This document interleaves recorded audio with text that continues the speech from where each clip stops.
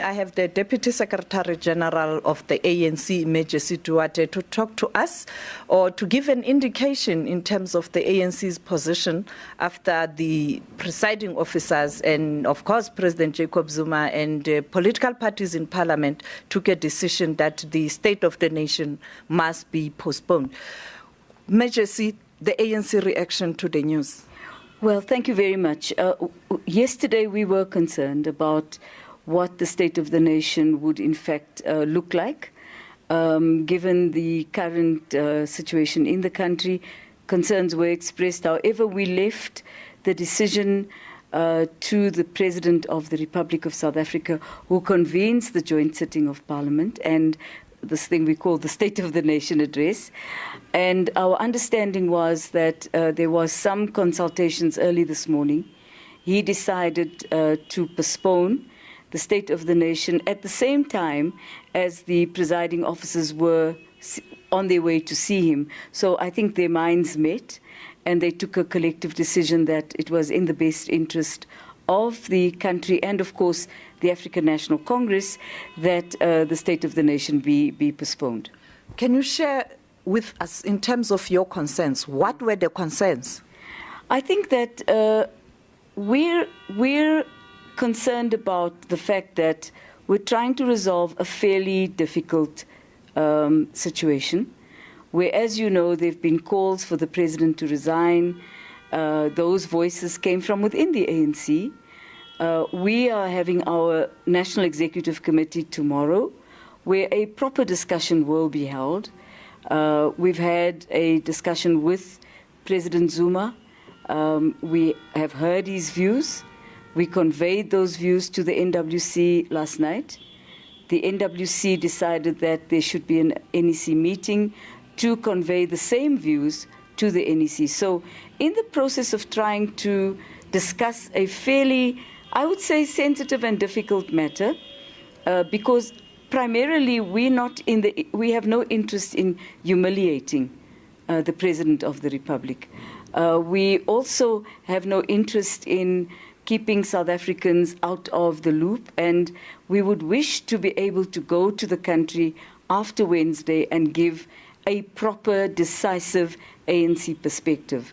Up to now, there hasn't really been that clear decision as to which direction we're going, and therefore we thought that, the concerns naturally were around the impact of what the SONA would do to people on the ground. Number two was the question of whether it is right to convene the joint sitting of Parliament in the face of the kind of strain that we appear to be having. This was not in response. I want to make that very clear. This was never no one ever mentioned the opposition. We were analyzing matters on our own, and in our own way, in our own special ANC way, which takes into account various issues. We don't only look at the interests of opposition parties, but we look at the interests also of the individuals concerned, as well as the country. And, you can't not do both. Everything must be put flatly on the table. However, it's also very clear that the ANC doesn't make decisions based on an individual only. It makes decisions based on the impact on the country as a whole and the ANC as a whole. Jessie, in 2008, let's go back to pre-2008, after there was some sort of tension between the two, the sitting president, then Thabo Mbeki, and the ANC president, Jacob Zuma, and many other issues. The ANC, by now, should have learned that if there's this gap, or one can say a lagoon, or, a two centers of power type of situation, didn't President Jacob Zuma perhaps learn something? We are told that during the NEC meeting that took a decision to recall President Mbeki, he was against that. Didn't he learn that perhaps it's better after the conference of the ANC, if there's going to be that gap, to voluntarily give an indication to the ANC structures and the country that, yes, there's going to be a transition and this is my role. Because now it looks like, or he's being portrayed as someone who's taking ANC through pain. I think that's a very unfortunate perception that is being created of President Zuma as being intransigent. I think if there's anyone who is really concerned about the direction that things have taken, it is him.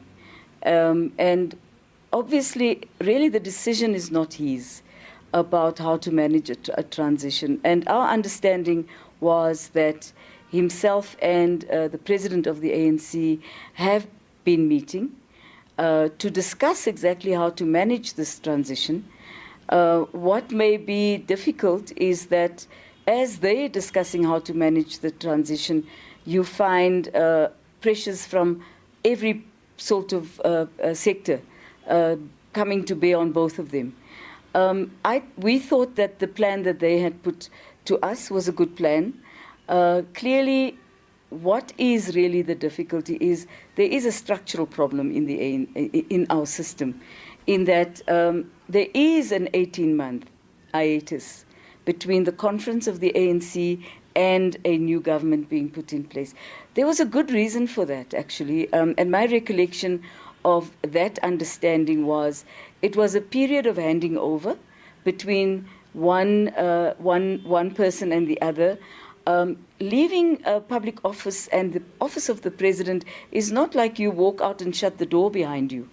There's a great deal of handovers to be done. You know, in other systems, that almost takes 6 months where this happens.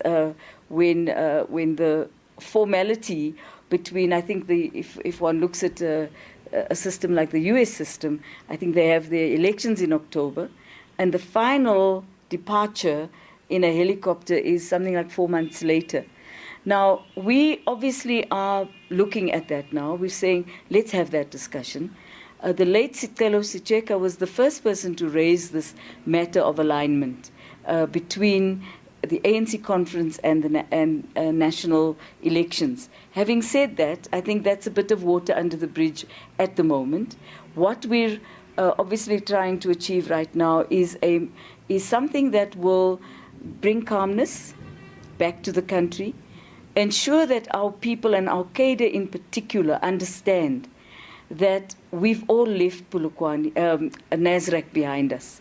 It's time to move away from the trenches and to accept that what happened here yesterday, for instance, was disgraceful.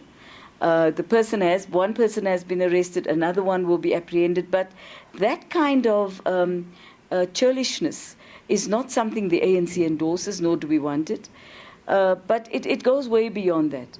I think that what we're also looking at is, it is the job of the opposition to be mean and abusive. And in our country, that is their task. We've seen that now. We haven't met with an opposition yet that looks at things from a straightforward point of view. Already yesterday, Julius Malema was insulting the president of the ANC in his interview. So this is more about the ANC. But the ANC created this climate. I mean, if this matter was resolved amicably, yes, because it was anticipated that there will be those who are saying the incoming leader the transition must happen. Mm. And fortunately, in this case, Ramaphosa is the Deputy President of the Republic for almost quite a number of years, and the experience has been in the presidency. The transition should be much quicker, unlike if it's an opposition taking over or someone new who has never been part of government. That's a very interesting view, and I thank you for that view. However, our system is not working like that. And you can't make a system work when it isn't formally in place.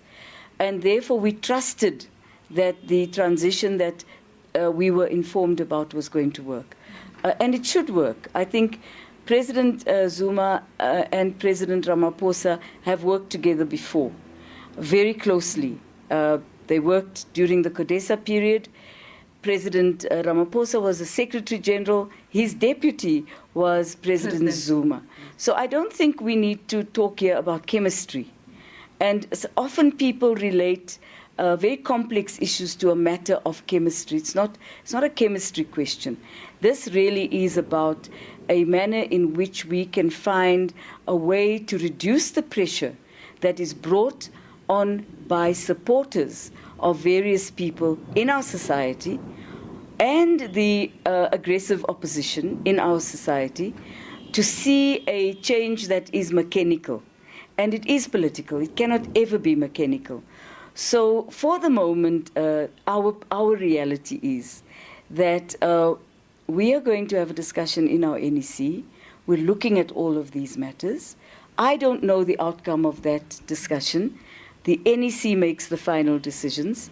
Whatever that decision is, we will all live with that decision, either way.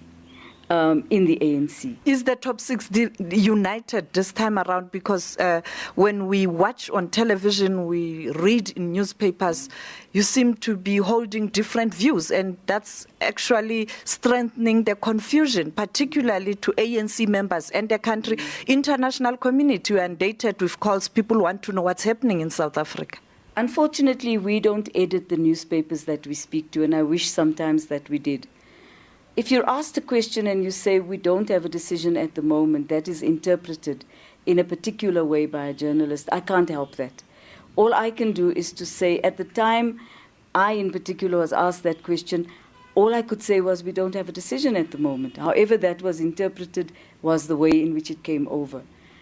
We are now instructed by the National Working Committee as 6 people and the NWC of 20 to go to the NEC and give a report back. We all are in agreement on that matter. We all are in agreement that the best thing for us to do is to take this issue to the National Working Committee, who is the ultimate decision-making structure in the ANC between conferences. Once that decision is made, we all own that decision, just as I and all other members of the NWC and the top 6 own the decision of the National Working Committee.